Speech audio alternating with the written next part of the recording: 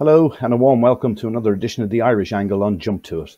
As usual, same three of us here, myself, Johnny Ward and Emma Nagle, and we're going to look back on last week's action and look ahead to this week's big event, the Dublin Racing Festival, which is at Leopardstown, Saturday and Sunday.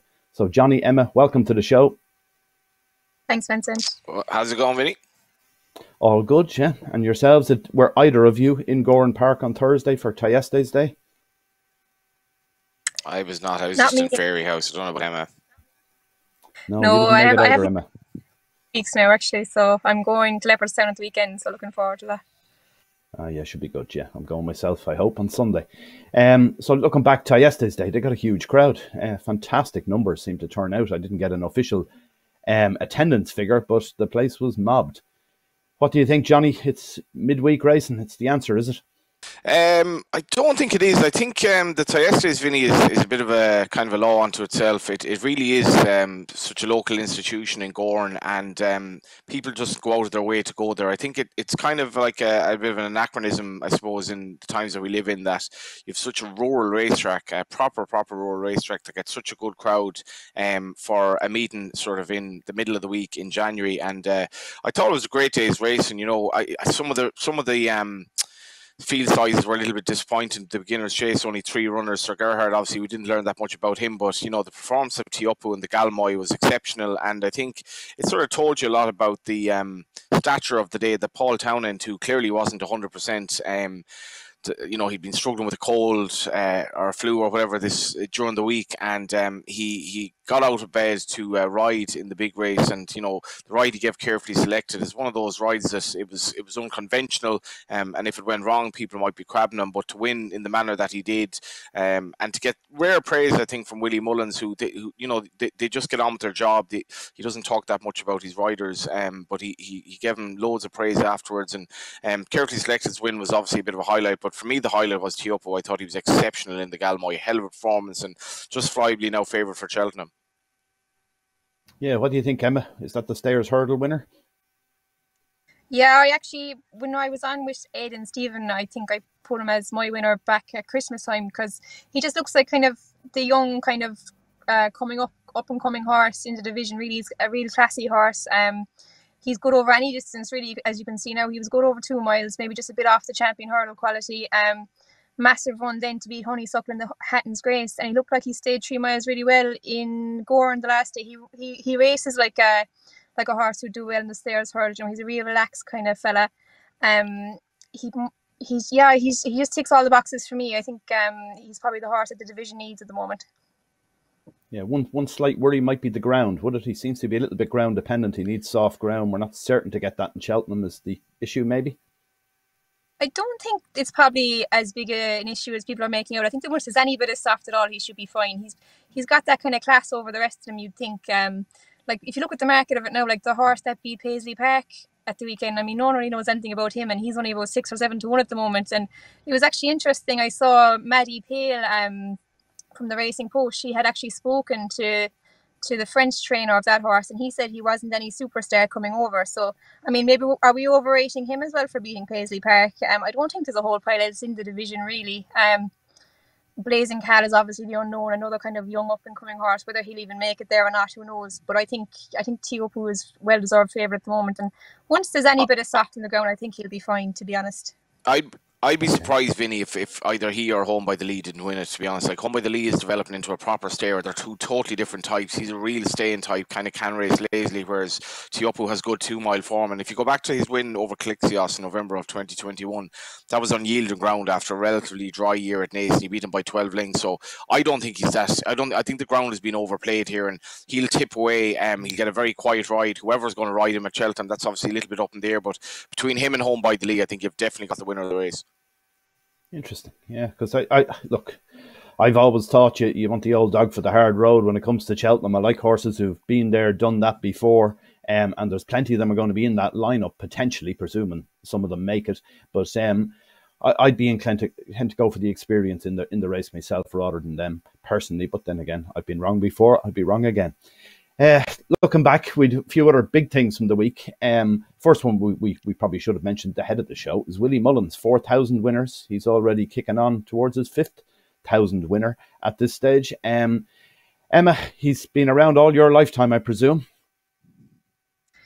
Yeah, it's funny. Kind of when I was very young, in the bumpers, especially in Old Mead, was kind of the man to fear. But over the years, kind of Willie has grown and grown to kind of a level that you can't really see anyone else getting to at the moment. I know Gordon isn't too far off him, but Willie just seems untouchable, and you'd imagine he won't be too long getting to the 5,000 at this stage. Not a few winners over the weekend, probably one that were shown out maybe a bit controversially as well. So yeah, no, I'd say 5,000 won't be long coming from now. Yeah, well, he's hitting a rate of about 200 winners a year at the moment. Gordon was matching him toe to toe for a long time there. Looked like Gordon was going to take the mantle off him as champion trainer here one or two seasons, but it's all gone in Willie's favour since. He's just kicked on again. He just gets stronger and stronger every year. I don't know how many horses he has in training, but it has to be north of 300 at this stage, and the vast majority of them are high-class animals. Johnny, what do you think? How many more years do you think he'll stick at it? He's 66 at the minute.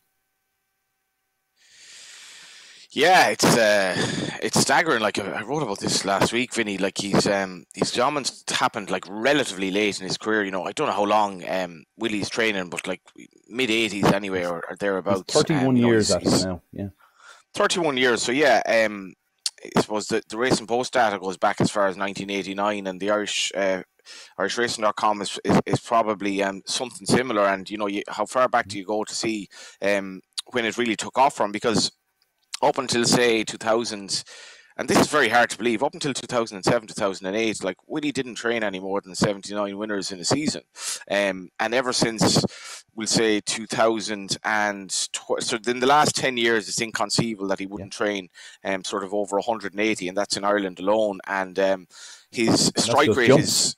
Yeah. And that's just jump, sorry. And that's another thing. His record on the flat is staggering as well. And it's you know, he's done this without, you know, you can't downplay the loss of Jigginstown. And Willie has trained very few horses for JP McManus as well, which I think is quite interesting. He's only trained the odd one. So he hasn't had, like, I suppose they were the two big owners in Ireland. He hasn't had Jigginstown in recent years. Obviously, he hasn't had JP McManus that much, but he's developed this kind of web of owners. And I think you hit a good point there in terms of the number of horses he has. I don't know how he manages it. You know, I spoke to John Kiley the other day. I think he's down to 10 or 12 horses, and John Kiley's in his 80s now, and I think he's happy with the number. And some trainers are kind of happy to focus on a small number. I don't know how you know, Willie is able to keep on top of all the horses day in, day out. I was at Fairyhouse Wednesday. I thought this was quite interesting. The beginner's chase was a race for horses rated 116 or less over hurdles, and he the favourite and second favourite, and it was almost an example of how he has to place these horses. But even Willie Mullins at times, he doesn't actually have the opportunities for them. And at the stage of entries for Cheltenham 2 weeks ago, there were 10 specific races. Willie Mullins had 75 entries, and the next was 25, Gordon Elliott, and that just shows you it's staggering. I think Cheltenham has really led itself to suit him now, in the sense that he can kind of spread his horses around and run horses in handicaps. And I see Cheltenham now have brought in a thing that you have to have run 4 hurdle races to get into their handicaps, which I think is just a bid to kind of stop him winning more races. And one thing I will say about him, I've had a horse with him in the past, absolute gentleman to deal with, and never gets above his station. And as much as I don't think it's great that one trainer is so dominant, of all the trainers to do it, I certainly wouldn't wish it for anyone other than Willie Mullins.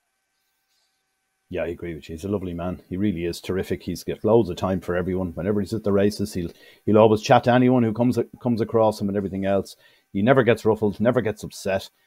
He's terrific. He's a role model for the rest of them. There's no doubt about it. But he's just gone so far ahead of them is the problem, isn't it? That looking ahead to this week's Dublin Racing Festival, we've got 2 days racing there with some high class races all the way through. He will have favourites in nearly every race, and the ones he doesn't, Gordon Elliott will mop up those ones. So it's very hard to see how anyone else gets a look in here, isn't it? And it's becoming even more dominant on the basis of Willie ahead of Gordon and the rest nowhere. There was a case, if you go back maybe 2-3 years ago, you had Willie and Gordon toe to toe. You had Henry de Bromhead closing up behind them in third, and the likes of Jessica Harrington and Joseph O'Brien bang there as well. But the others have fallen away a good bit. I know Joseph is concentrating more on the flat. Jessica Harrington somewhat the same.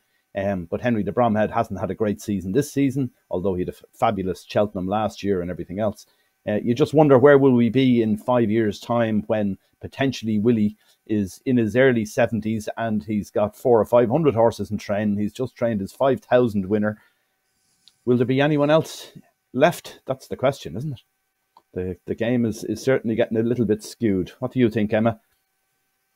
Yeah, and like you're saying, Willie be in his early 70s in a few years, but I don't think it'll slow down at all, because if you're anyone who's ever spoken to Patrick, he's just as astute as Willie is, and it's amazing, like, watching them on the gallops, and they can nearly name every horse as they go past, which is kind of incredible. I was standing out in the gallop there when I was there a few months ago, and Patrick was able to name just a random lot of horses, and he was able to name nearly every one that was coming by, which was a bit mad, because you might go to a trainer there with 20 horses and they mightn't be able to call one out. So I think their attention to detail, and I think that Ruby has commented and Paul Townend has commented that Willie trains them by eye as well. I think he's just a genius, and you couldn't I know there's all of it's obviously not great for racing having the dominance, but I don't think you can begrudge Willie for it too much, because he's got there out of pure talent and hard work, and he hasn't inherited. Obviously, his father was a very good trainer, and he's always had good horses around the yard. But getting to this level was done off his own back, and like, what you can do about it is very little, really, unless there's rules brought in. But yeah, it's not great for the sport, I suppose, having such a dominant force. But the tide probably turns at some stage. We saw Man United dominating the Premier League for about 20 years, so maybe there'll be a resurgence somewhere. You never know. I thought it was interesting video. I sent him a horse a couple of years ago, a horse called Undressed, who was, I think he was 10, turning 11 at the time, and he was obviously, as a 10-year-old turning 11, he was totally exposed. Everything you needed to know about the horse was on the internet. You just needed to look him up for 2 seconds, and he was a stayer. And Willie, the first thing he did was he galloped him to see with his own eyes what he met at the horse, what trip he wanted on the base of a gallop, which astounded me, because it was clear as day, as far as I was concerned, exactly what the horse was. Willie would throw out everything he saw in the paper and about the horse's form, because he wanted to see him gallop and look at him, and even as the horse was rising 11, and I thought that was fascinating, because his eyes are quite unique. Yeah, the other several things, there's so many things about Willie Mullins that makes him exceptional. One of the ones is the team he has around him. Now, I know he often plays that up a good bit, but there really is a good team around him, isn't it? Like, Patrick is fabulous, Ruby Walsh, unbelievable, David Casey. The experience and the amount of people he has around him who are really, really good at what they do, that has to help. The other thing as well is he's got himself to a level which I think most other trainers can never get to, where he's at a level with his owners that he can get a horse, say, from France. They buy one from France. He can give it a year, 18 months off before putting it into hard training or deciding to race it. The same when he gets one that picks up an injury. He can give it as much time as it needs, whereas other people are always having to rush them back because they're under financial pressure to do so. That's the difference, isn't it? When you get to that level, that's where you move it on to a whole different plane altogether, I think. I think it's kind of an unfair argument sometimes that people put out, saying, oh, Willie has all this money to spend. But I mean, there's trainers in England and Ireland who can spend just as much money as Willie, but I think it's his ability to find the right horses. He just keeps turning out top class horses every year, which kind of most trainers just aren't able to do. Like, he'll find, like Johnny mentioned, when he lost Deaconstown, he just found 10 superstars to replace anything that he lost. His ability, I think, to find horses is incredible, and I don't think it's anything to do with money, because some of the prices being paid by trainers here and across the water, I mean, they're incredible, and Willie, I don't think Willie would spend a whole pile more than them on any given horse, Yeah, true. Anyway, looking back at one of the ones from last weekend, one of his star horses, Energamine, got beat in Cheltenham. Did you see that, Johnny? Is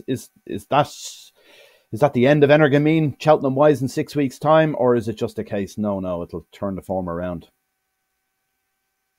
I definitely don't think it's the end of him now. Like, I've been on the Blue Lord bandwagon for Cheltenham since I actually laid him in Clonmel, in the Clonmel oil, Vinny. I thought he wouldn't get the trip, and he kind of didn't necessarily get the trip, but the way he jumped that day and travelled, I thought, like, this horse just has developed into a real powerhouse. Like, so I sort of backed him each way for Cheltenham, thinking that maybe something might befall Shishkin and Energamine, and I wouldn't be ruling him out at all. I think he went out to 3-1 after the race Saturday, and I think that's worth the savour for Cheltenham, because he never got into a rhythm around that track. His jumping wasn't quite what it should be. And I think come Cheltenham, they'll send him out in front and it'll probably be a different story. But at the same time, it was a flat performance. And for me, I think it proved that Edwardstone just isn't that great. I thought he was disappointed. He should have been able to pick up the pieces. Honor Jameen took up so much of the market.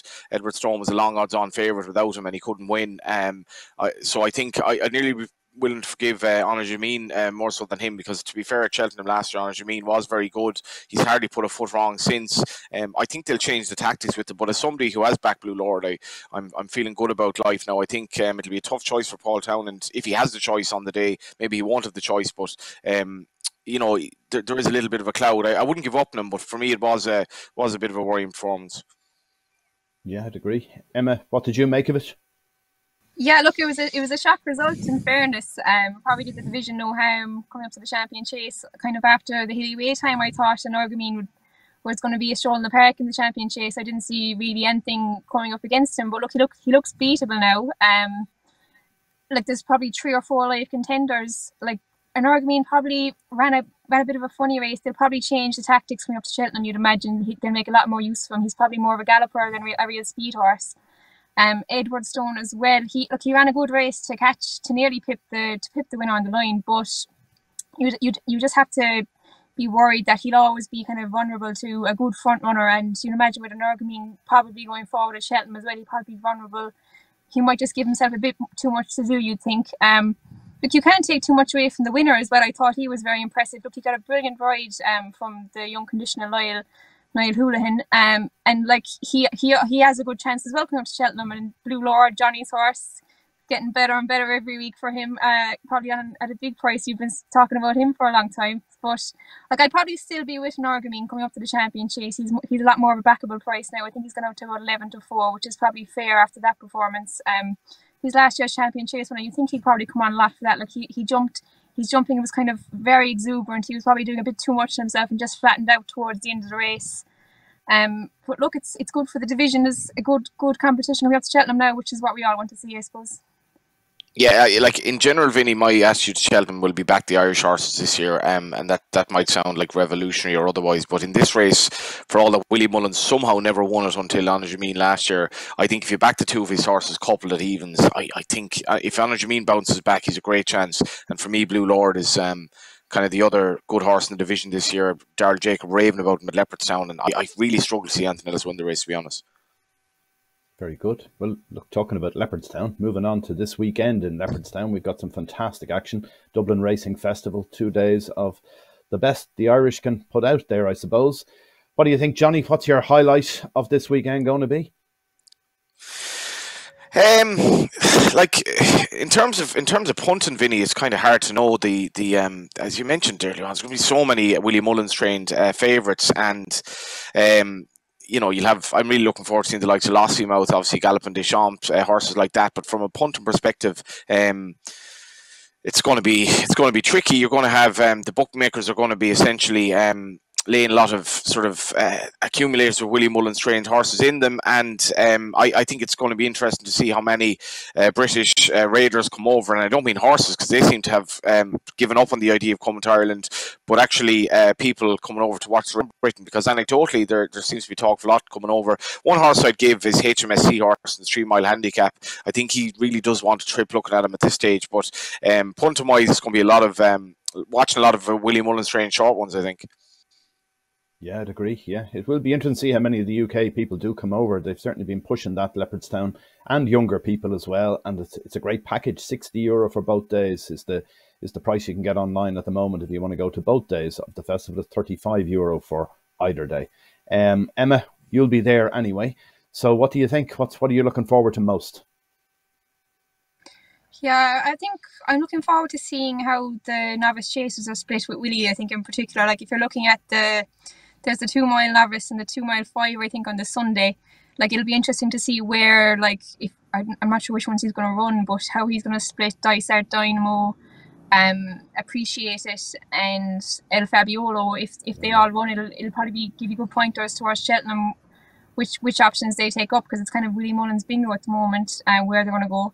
But I think the champion hurdle is probably going to be the race of the weekend. Kind of might be either Honeysuckle's resurgence or her goodbye tour. So it'll be it'll be brilliant either way. Vauban and Stateman, the 2 young pretenders as well, so that's a massive one for me. A kind of a horse that I'm looking forward to seeing is Good Land, who I saw over Christmas. I put him up for the Ballymore about 20-1 at their Christmas review show, and I think if he wins, he's in the Italian and AC, the 2 mile, is it 2 mile 6 novice hurdle on the Saturday. I think it's the first race of the meeting. He's a short price for that, and if he wins that, he'll probably be a lot shorter. I think he might be only about 16 now for the Ballymore, and he'll be a lot shorter if he wins that. So he'll be one I'm looking forward to seeing for Barry Connell. Yeah, another Barry Connell one. I keep saying I think his other horse, Marine Nationale, should be stepping out and trip, but obviously he thinks he has another one for the longer trips. That's a very hot race, that first race, when you start looking at some really good horses in there too. We just haven't got final runners. Obviously, we're still at the entry stage. For me, certainly Honeysuckle, that's going to be the one, isn't it? Stateman, Vauban, if we get them all turning up and we get a proper race, that'll really decide an awful lot about who, if any, other horses go against Constitution Hill in Cheltenham. We'd like to think that a contender comes out of this race, that there's a proper contender that has a realistic chance of at least making a fight of it with Constitution Hill, because I'd hate to see the Champion Hurdle being a one-horse race. And we'll probably see lots of others here, including Blue Lord is likely to run as well. So that'll put a definite mark on the Champion Chase as well. Lots of things. There's really hot bumpers. It's a cracking meeting. For me, the one horse I think might be worth a little each way nibble is a horse called Ballyshannon Rose. She runs on the Sunday, I think it is, the Bulmers Handicap Chase. It's a 2 mile 5 race, 2 miles 5, 61 yards. She didn't stay the 3 miles in the Paddy Power Chase back at Christmas. She was bang there all the way around on the wide outside. I think that shorter trip will really suit her. I think she's a good each way bet. She'll probably be a very big price. One other thing then I wanted to mention is Princess Zoe. The top class Group 1 winning flat mare is going over hurdles today. She'll actually be running before this video comes out. But what do you think of that decision, Johnny, firstly? It's an interesting one. You know, I spoke to Tony Mullins last week. They're already talking about whether she might go to Baied or walk in the park, or maybe even see the stars at studs. Funnily enough, despite all she's achieved, she's probably not worth a huge amount of money because of, you know, the stamina in her form. So I guess Kyo is a big fan of jumps racing, and I think most owners would not be going jumping with the Group 1 winner. But I have to say, obviously, you'll have watched this you'll have watched her run by the time you hear this, and I'm very much in the dark as to how it'll go. You know, she's apparently schooled well, but it's certainly lighting up a Monday card at Punchestown. I put her up last week at 10-1 non-run no bet for the Mares Novice, because I think they're not going to go there unless she's an outstanding chance. They're not going to risk her. So, but it's an interesting one. It's I suppose hurdlers this stage in their life off the flat, it usually doesn't work out, and I'm not sure how it's going to work out, I have to say. Well, I'm looking at the betting as we're recording this at 5-1, and she can't give her away with the bookmaker. She's drifting away. She's out to 7-4 on Betfair. Her main market rival, Pink in the Park, or Willie Mullins, is gone favourite, which is a surprise because Princess Zoe should be better than these, you would have thought, if she's taken to hurdling. Emma, do you think it's a good, bad decision? It's hard to know. Well, obviously, we're doing this in advance of her running, but it's a funny decision somewhat, because they did try to sell her and they didn't get the right price. So is that the right option, rather than sending her off to stud, to send her over hurdles? I think it was always kind of being mentioned that she could go hurdling at some stage. So it was probably always in the back of their minds. And I suppose when they didn't get the big bucks, she went to the sales there a few weeks ago. I think they were only offered about 300,000 or 400,000 for her, which, you know, for a Group 1 winner, you wouldn't be taking that kind of money. So I suppose, look, they're going to roll the dice. If she doesn't take it, she doesn't take it, and they'll probably just cover her. But if she does take it, you'd imagine she'll be hard to beat in the Mares Novice if she takes it, because she's obviously a massively talented mare. But look, it's kind of anyone's guess now at the moment. We'll know an awful lot more this evening. But yeah, it would be nice to see her take it, because she's kind of a horse that people take to a lot, a bit like Uwick, a bit of a people's horse, and Tony is a great character. So if he was going to Cheltenham with a real life chance in one of the big races, it would be great. Yeah, Tony and the Shark both heading to Cheltenham with big contenders. It would be fun. Look, thanks for joining me this week, and everyone for watching. And please subscribe to our channel on YouTube. The more subscriptions we get, the better it does for us. So we'd really appreciate that if you could press the subscribe button. And we look forward to seeing you next week. And hopefully we'll be talking about some great action over the weekend at the Dublin Racing Festival. Enjoy your week's racing. Thanks for joining us. Bye for now.